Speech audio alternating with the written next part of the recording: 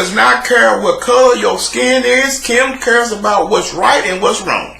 There is nothing that will stop me from providing every person with a fair and impartial process. What Kim do now? Kim don't play when it comes to her investigation. Oh, no, she don't. Louis police officers say they are not guilty of beating an undercover colleague and trying to cover it up.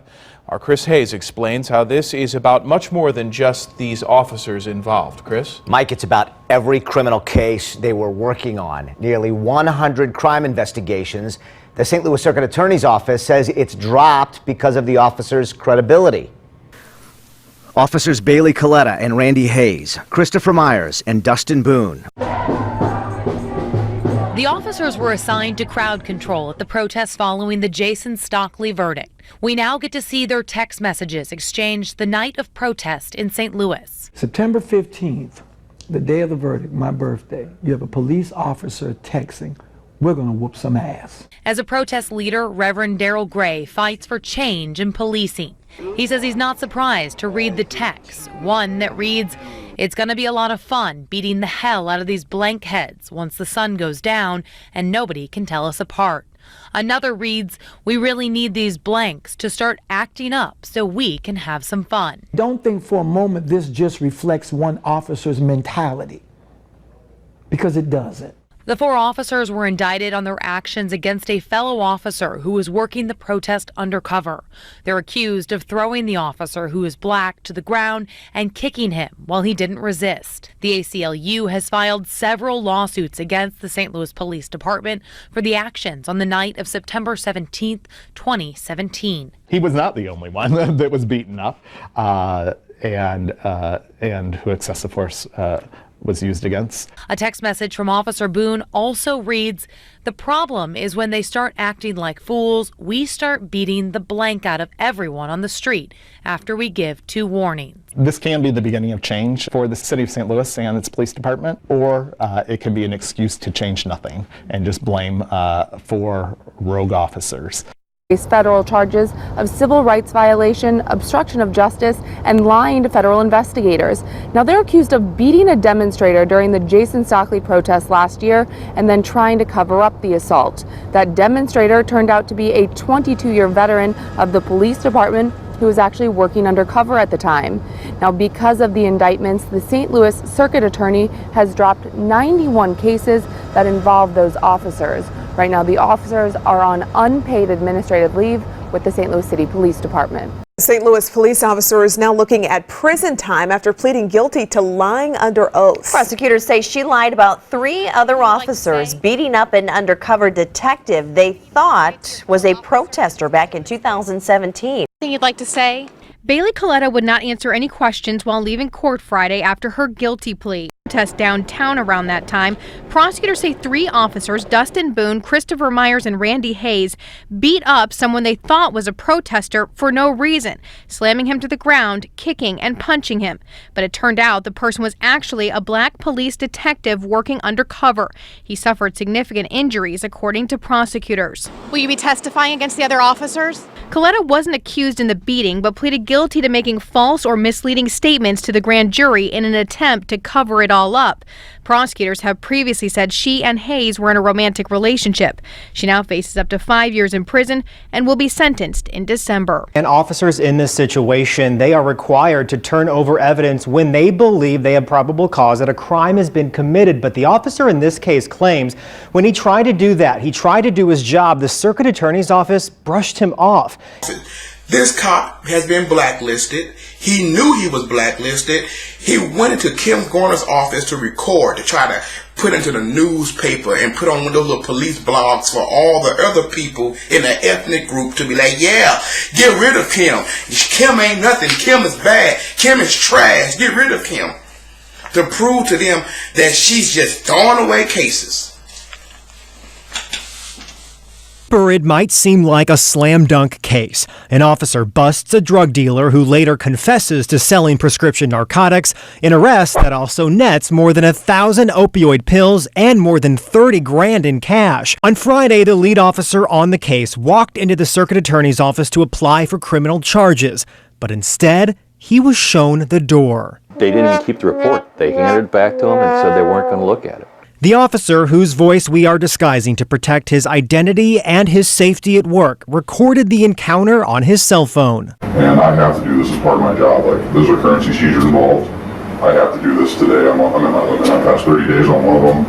So my boss needs this done. If I can't do this, I can't do my job.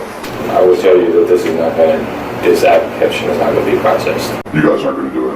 Over the less than 2-minute conversation, neither the officer or the 3 investigators from the circuit attorney's office ever raised their voice. What I'm saying is either you're going to take this paperwork back or you're not. And that's the end of it. I mean, you're either going to take it back. Yeah. So you guys aren't going to review this case for liability like you're supposed to do? No. What do you? Okay. All right. That's all I need. Thank you. All right. Afterward, the officer sent this memo to a supervisor. Claiming those investigators tried to intimidate him, calling his experience in the office hostile and unprofessional. 2-minute conversation. Neither the officer or the 3 investigators from the circuit attorney's office ever raised their voice. Supposed to do their job, and so is Kim Gardner. And only one of those 2 things is happening. So we asked Circuit Attorney Kim Gardner about the video and the memo. Her explanation: that officer is blacklisted by her office, and for good reason. The mischaracterizations of this individual and the situation that the officer brought to your attention, when we looked at the case, that is not even true. It's why Gardner says that officer is on her exclusion list with 28 other cops because of what she calls credibility issues. In fact, Gardner says the officer knew he wasn't even supposed to try and apply for charges. Circuit Attorney Kim Gardner says these officers can no longer come to her office seeking charges against criminal suspects. If they do, those cases will be refused. What this simply means is that because this individual has offended the prosecutor's office, that individual does not go to the prosecutor's office and present their application for a warrant. Perhaps their sergeant now has to go over and present the application for warrant, or their partner will go over and present the application for warrant. It doesn't mean that the case goes away and the defendant goes free. Time after time, the process has been communicated to their supervisors. At that point, I mean, that's just taking matters in your own hand. But her exclusion list puts her at odds with some police, and their union says this is one example showing how that tension leaves the community at risk. Each one of those 1,000 pills that they caught him with has got the name of some young person on there who may overdose because this guy's still on the street.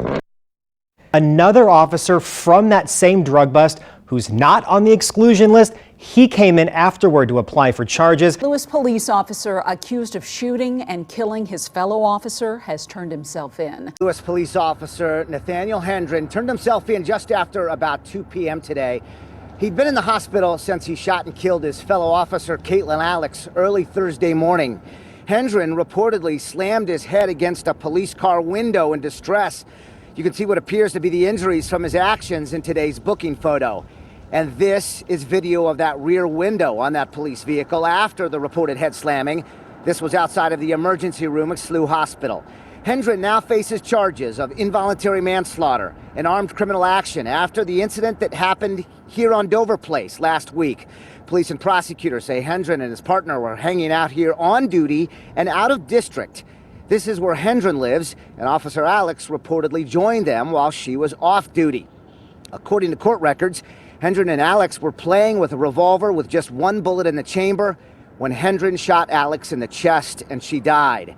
Hendren hired attorney Talmadge Newton, who reportedly argued for a bond reduction early this morning before his client was even in custody. That bond is currently set at $50,000 cash only. Police officer accused of killing a fellow officer is now out on bond. Only a News 4 photographer caught Nathaniel Hendren leaving the City Justice Center this afternoon.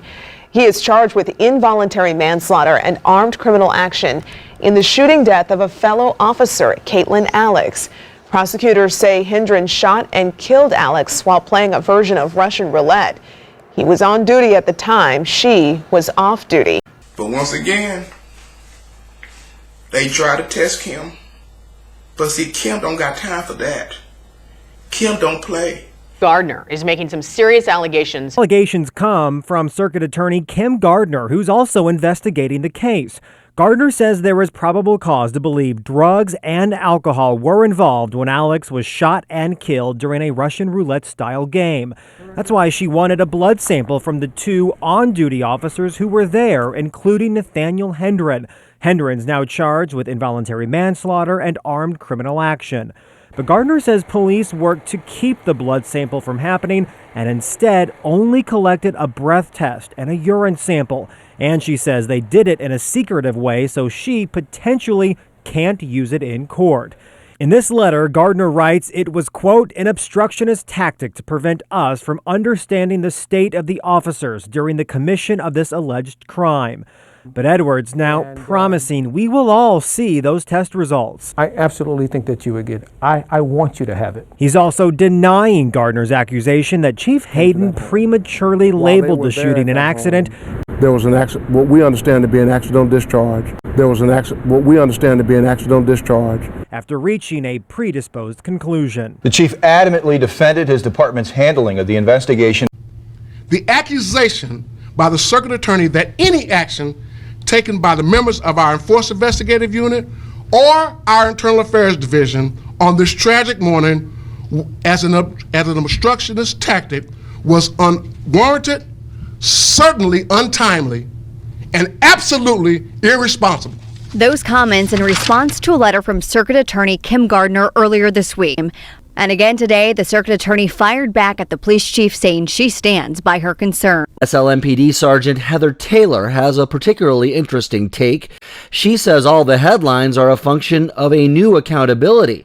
The behavior, she says, has been there, just not the punishment. I honestly feel that a good majority of these cases would never see the light of day if we didn't have the chief that we have, the restructured Internal Affairs Division, and circuit attorney who's willing to prosecute officers who are doing wrong. When people say we're out of control, I'm glad that we are bringing these cases to light, because some of these people we knew should have been fired long ago. There have been problems. We presented the cases to them, and they've been, nope, nothing. We're sweeping under the rug, and now these things are coming to light. One example is a list of officers Circuit Attorney Kim Gardner now keeps who she will not allow to testify in court. For a variety of reasons, she says they lack credibility. With at least 7 St. Louis City police officers charged criminally in the past 2 months, Chief Hayden addressed concerns about a larger cultural problem on his force. I think what is clear is that we're going to, under this administration, we're going to ensure that officers are held accountable for misdeeds. And like I said, they range from minor to the very serious. And I will tell you, just since you mentioned that, there are some very serious investigations, internal investigations occurring as we speak. Not that you do not know about. Chief, we still have more questions. If you want to talk about transparency, we do have more questions, and especially in respect to the 2 officers that were charged last week. Now the police chief, now this guy right here, when him and Kim come together, things get accomplished. I gotta tell you, I kind of like the police chief. I really do. I shouldn't say that out loud, but I do. I like the man. Even though he played dumb. What do you mean? They did what to Kim's office? Who did what? I didn't have no idea. Somebody finna get in trouble. I'm going to fix it. 7-year-old Denaya Irving, who has since made a miraculous recovery without her parents. Jessica Garth and Derek Irving were killed, and Uncle Julius Hayes was murdered. More than a year later, Jerome Burris Jr. is convicted of the 3 murders, assault, and armed criminal action. We have to solve these murders. We have to hold violent individuals accountable, and we're going to put the full weight of both of our offices to address violent crime. A lot of hardworking people really wanted to bring this to its proper conclusion, and this is an example of a success. Getting the conviction was not easy. Gardner and Hayden sat side by side and told me how difficult it was to find witnesses willing to cooperate, even though the murders were in broad daylight. Some eventually testified, including Denaya's little sister, who took the stand. Over 40 people were outside. No one wanted to come forward, but for the courageous efforts of witnesses in the community to step up.